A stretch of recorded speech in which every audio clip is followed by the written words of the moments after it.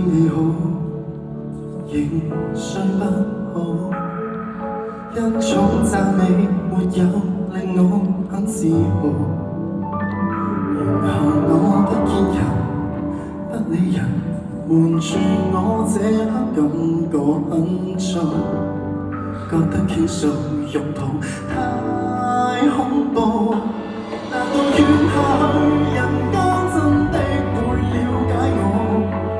很想問為何難過，很想呼救，情緒極度無助。是孤獨還是失望，還是被世界折磨？假使我仍未夠好，你不要唾棄我好嗎？隨便笑下去，喜歡的可以中傷我。普天下病人無數，我在這邊陪你寂寞。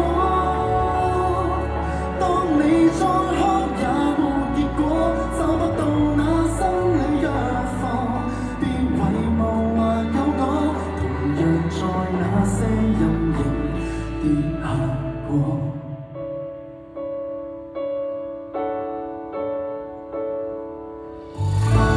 不會死，才是勝利，超出那個夢裏導師的預期。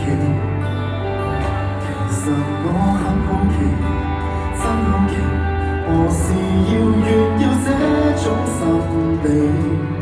我只知道今次我